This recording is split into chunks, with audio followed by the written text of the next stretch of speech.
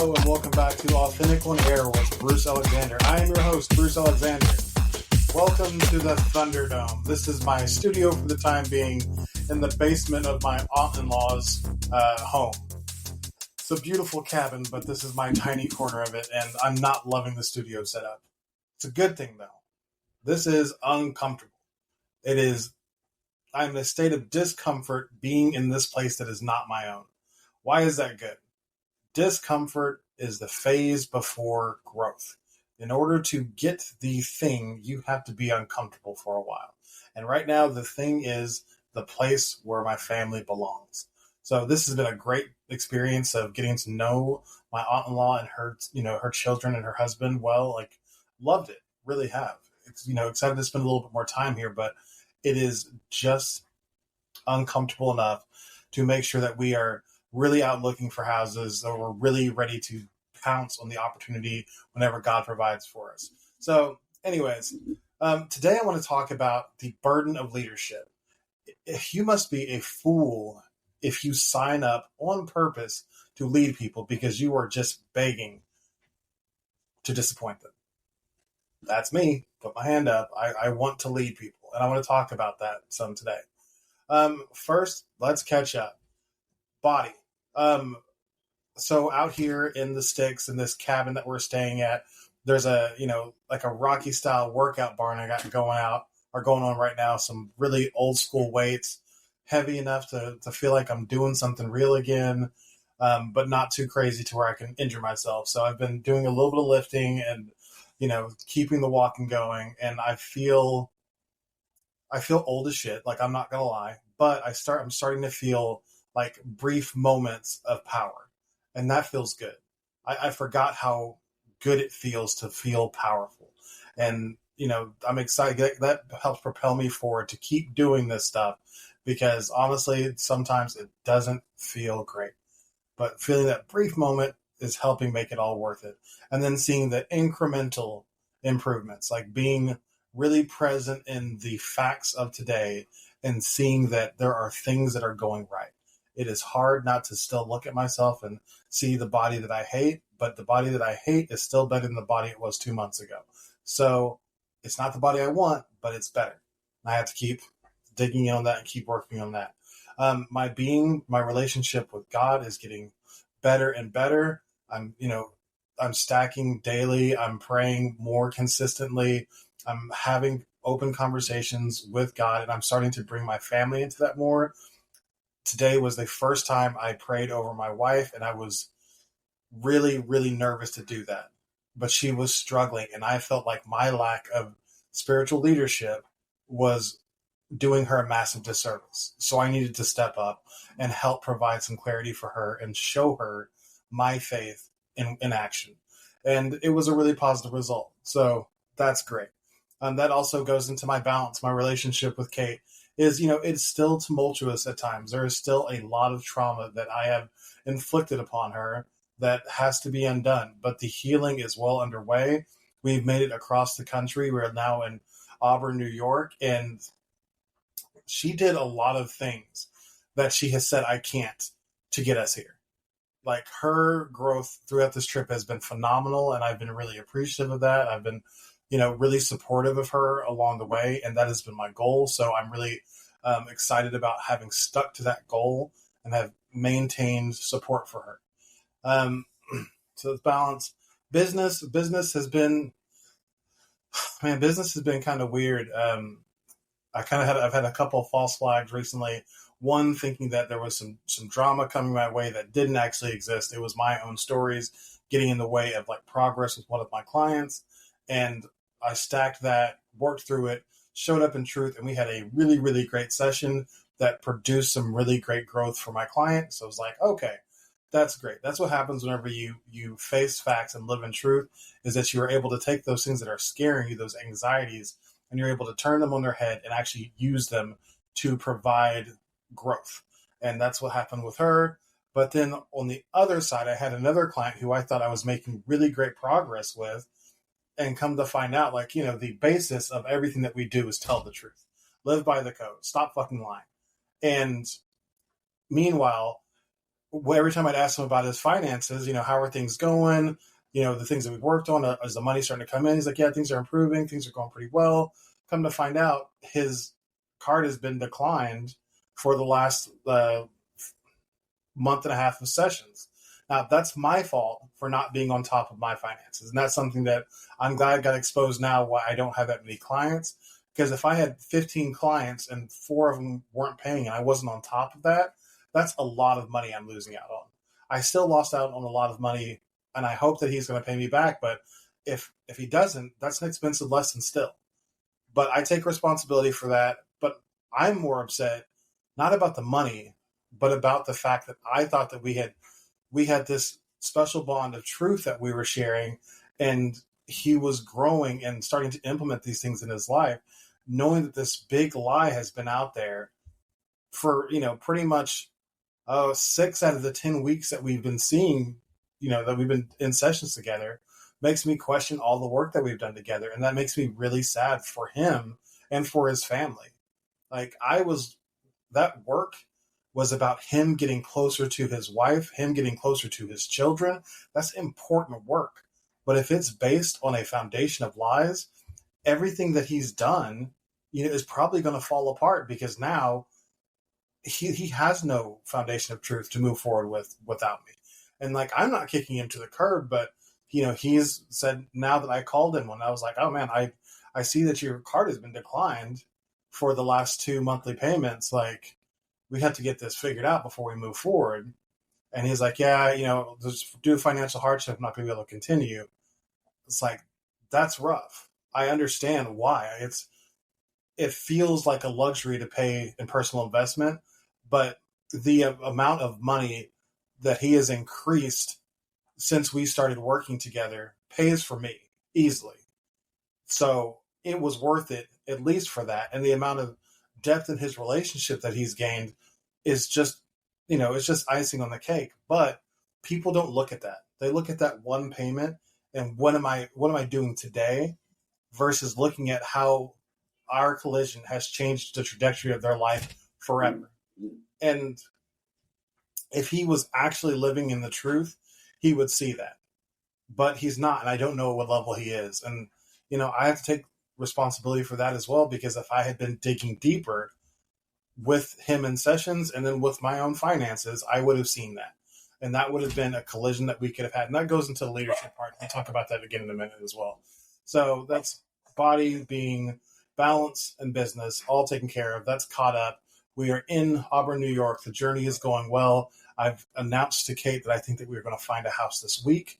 I'm announcing it to everybody who listens now, all 10 of you, that I think our house is going to appear for us very, very soon. And this is not our forever home or anything, but this is our next, our next place to stage for the next month or two, to find the place where we move all of our stuff up for.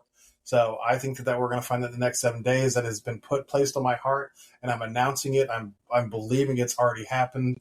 I believe that's what God has for us, and I'm just acting in faith. Like, that's what this is all about.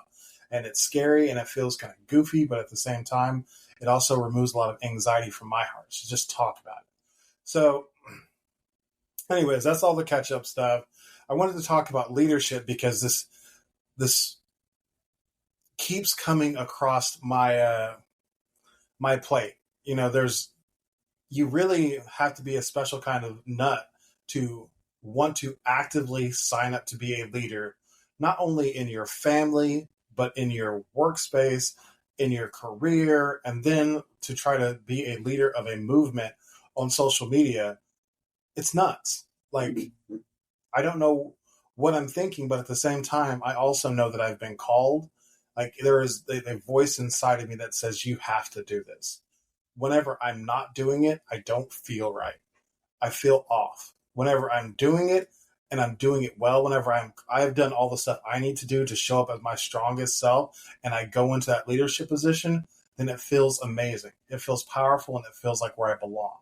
But it is a process of doing all the small things right, showing up consistently for myself to then be the leader that is needed. That's a lot. It is a heavy burden. And then on top of that, that's all the stuff I have to do to prepare myself. there are a lot of people who are not ready to be led because they don't live in truth and they're not willing to look at the truth. And a lot of them attack me on social media. They come at my physical appearance. They see, on TikTok, dude, I have a guy who is just trolling me for days on end, like 30 comments of nobody wants to watch your videos. You should just quit. Like, I don't know, maybe he said kill yourself. I don't know. It was pretty bad. But like, I know that whenever you have God's urging, like the calling to support you, what some no name, no posting person says has no effect on me. Like it is, I'm not going to say no effect. Briefly, it does hurt. Like I'm a human being, obviously.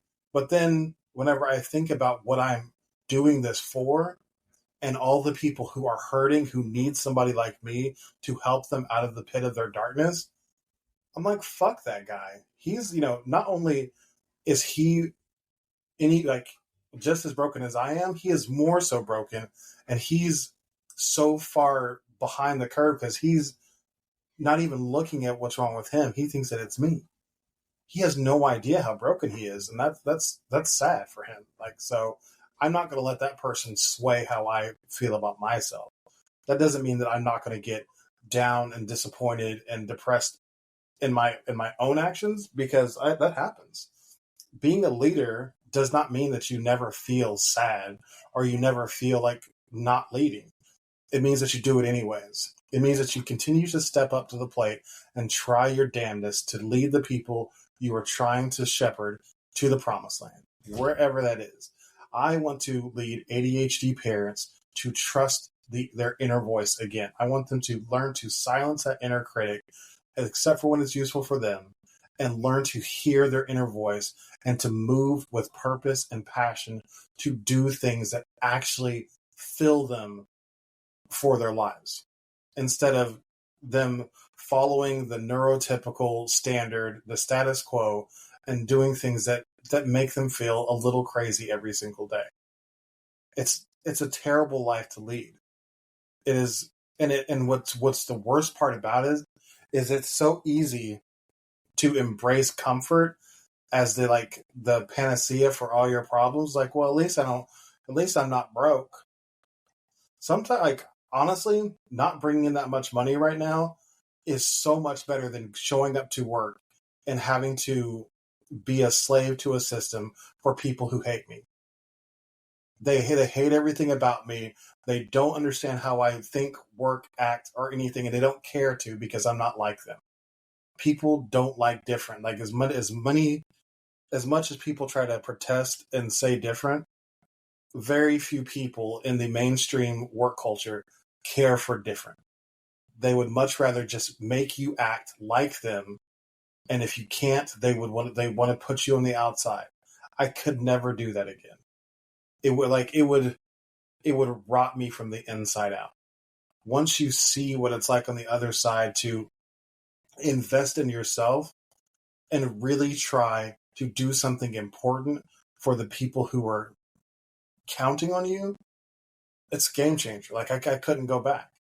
So that is one kind of the burden of leadership, is just the knowing that you have to do it, because going back to doing something else it's not possible.